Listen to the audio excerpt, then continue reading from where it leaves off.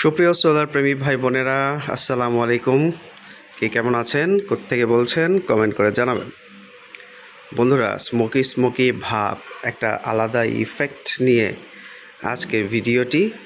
দেখতেই পাচ্ছেন ওয়ারা স্মোকি ভাব, ভালোই লাগছে। কিন্তু মনে হচ্ছে এখানে ডিজে পার্টির কোনো গান টান হচ্ছে বা কোনো পার্টি হচ্ছে, মানে একটা আলাদাই কিন্তু ভাইব, খারাপ না, দেখতে সুন্দর। তো সোলার প্যানেলের সাথে কিন্তু মানিয়েছেও বেশ। আর একটু দেখেন পিছনে, অর্থাৎ সামনে বড় ফ্যান, পিছনে ছোট ফ্যান।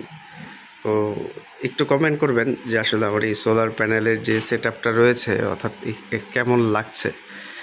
আর আরেকটা জিনিস দেখাই, এটা তো সামনের পার্ট, অর্থাৎ আমরা যারা কম্পিউটার চালাই বা ডিজে বক্স চালাই, সামনে কত সুন্দর, আর পেছনটা দেখেন, বিহাইন্ড দ্য সিন কি পরিমাণে ডাস্টবিনের মতো হয়ে আছে।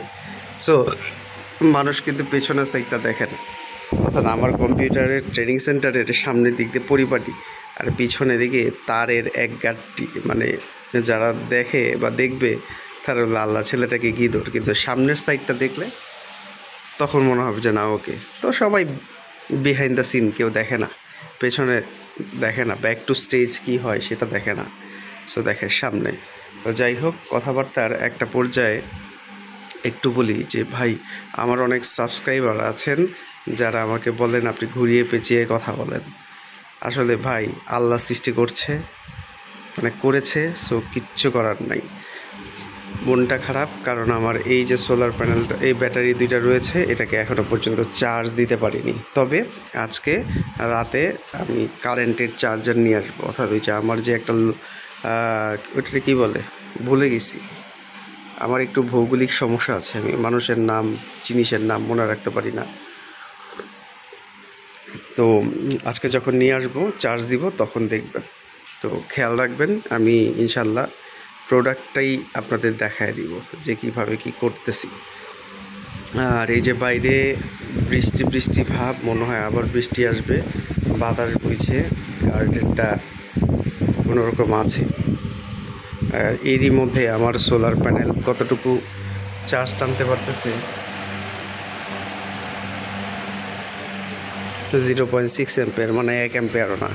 আর ভোল্টেজ আছে 12.14, মানে ভোল্টেজ নাই বললেই চলে। আর একটু ড্রপ হয়ে গেলেই মোটামুটি কাইত। তো যাই হোক, এই অবস্থায় আমার মোবাইলটা একটু বেশি ব্রাইটনেস করে দিতেছে, কিন্তু বাইরের অবস্থাটা হচ্ছে কালো কালো।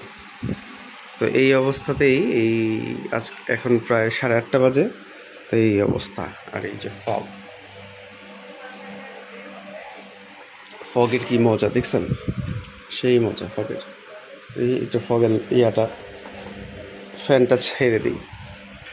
তো অনেকে জিজ্ঞাসা করেছেন এই ফগ লাইটটির দাম কত, তো মানে ফগ ফ্যানটির দাম কত। এই ফগ ফ্যানটির দাম মাত্র 1000 টাকা। তবে দারাজে অর্ডার করলে 700 থেকে 800 টাকার মধ্যে পেয়ে যাবেন। দেখি, এটা 3টা স্টেপ আছে, 3টা স্টেপ দিয়ে ভালোই করা যায়। তো একজন আমাকে বলেছেন যে ভাইয়া, এটা দিয়ে কি রুম ঠান্ডা হয় কি না। ভাই, এটা ডেকোরেশনের জন্য নেন, ঠিক আছে, কিন্তু রুম ঠান্ডা হবে এই চিন্তা করলে জানি না। আর যদি সায়েন্সের কোনো স্টুডেন্ট থাকেন, সে ভালোভাবে ব্যাখ্যা দিতে পারবেন, একটু কমেন্ট করে জানিয়ে দিন। তবে ওই রুমের মধ্যে জাস্ট একটু পানিটা ছিটায় দেওয়া, অর্থাৎ এই মনে হয় যে রুমটা মানে অত্যাধিক যখন গরম হয় তখন এটা কাজে দেয়। ওই যে আমাদের হিট আপ আছে না, ওই যে দেখছেন না, আওয়ামী লীগের আমলে একটা হিট অফিসার পয়দা করছিল, তো কাজ তো কোনো করতেই পারে নাই, হুদ্দাই। তো ওই হিট অফিসার বা ওই যে বিদেশে বিভিন্ন সময় বিভিন্ন ইউটিউব চ্যানেলে দেখি কি করে, বন্ধ করে দিই, কি করে এরকম হচ্ছে গিয়ে বড় বড় ট্রাকে করে করে একটা এলাকায় যেয়ে তারপরে এরকম ফগ ছিটায়। তো আল্লাহর তৈরি দুনিয়া, আল্লাহ যদি গরম দেয় ওই সামান্য, অর্থাৎ মনে করেন সমুদ্রের পানি ব্যালেন্স করার জন্য ওই আপনার সেচ মেশিন লাগায় তারপর হচ্ছে পানি দিতেছে, মানে এইগুলির ঘটনা এরকমই আর কি। এই গরম ওয়েদারের মধ্যে এই যে এইটা দিতেছি আমরা, ছোট একটা জিনিস, এটা দিয়ে আমার রুম ঠান্ডা হয়। এটা সম্ভব? অসম্ভব একটা ব্যাপার, মানে কোনো না। তবে এই যে সামনে যখন আপনি একটু করবেন, এই যে আইসা দাঁড়াবেন, এই যে এইভাবে করে বডিটা দিবেন, তখন হালকা হালকা একটু ঠান্ডা লাগবে আর শরীরটা ভিজে যাবে। এছাড়া আর কিছু না। অনেক সময় তো দেখা গেছে এই যে আমার ভিজে গেছে, দেখেন ভিজে গেছে, ভালোই পানি করে। তো এই তো অবস্থা। তো ফগ মেশিনটা মানে মোটামুটি ভালোই কাজ করে। তবে এইটা ভালো কাজ করে তখন যখন আমি 45 ওয়াটের যে চার্জার আছে সেই চার্জারটা লাগাই। হ্যাঁ, তাহলে ও হচ্ছে গিয়ে পূর্ণ যে শক্তি সেই শক্তি দিয়ে কাজ করতে পারে, আদারওয়াইজ পারে না। মানে পারে, হালকা হালকা দেয় আর কি। আর এটা কিন্তু রিচার্জেবল, অর্থাৎ এই যে এই অবস্থায় ফগটা যদি 5টা করেন সেক্ষেত্রে মনে হয় আধা ঘন্টার মতো করবে, মানে থাকে আর কি, ভিতরে একটা পিচ্চি ছোট ব্যাটারি দেয়া। তো দর্শক, আপনারা একটু কিপটা হয়ে গেছেন, কমেন্ট কম করেন। আগে অত্যাধিক কমেন্ট করতেন। আমি বুঝতে পারছি যে আমার ট্যুর রিলেটেড ভিডিও আপনার ভালো লাগে না। আপনারা চান আমি বেশি বেশি করে ডায়লগবাজি করি, বেশি বেশি করে সোলার প্যানেলের ভিডিও বানাই। তো যারা চান আমি বেশি বেশি সোলার প্যানেলের ভিডিও বানাই, তারা তো একটু কমেন্ট করতে পারেন যে ভাই। তো মাঝে মাঝে ভালো লাগে যে কিছু সোলার প্রেমী ভাইরা বলে, ভাই এগুলি কি ভিডিও বানান, কাজের জিনিস বানান। ভাল লাগে আপনাকে কমেন্ট।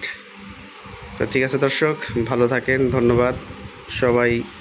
যারা কে কোত্থেকে দেখছেন একটু কমেন্ট করে জানাবেন। যারা ফেসবুকে দেখছেন তারা একটু লাইক করেন, শেয়ার করেন, কমেন্ট করেন। আর যারা ইউটিউবে দেখছেন তারা তো করবেনই।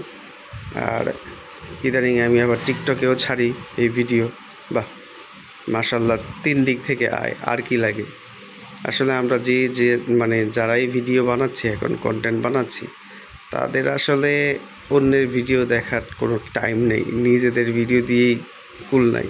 তবে আসলে একটা সময় পর্যন্ত ভিডিও করতে ভালো লাগে। দেখছি আমি যতগুলোই মানে ইউটিউবে বা ফেসবুকে মানে ভিডিও বানাইছে, মানে সবাই কিন্তু একটা সময় বানানো স্টপ করে দিছে ভাই। মানে আসলে কি, সত্যি বলতে ইউটিউব আর ফেসবুক থেকে আপনি যা আয় করবেন, মানে যারা মানে প্রথম অবস্থার মানুষ, যারা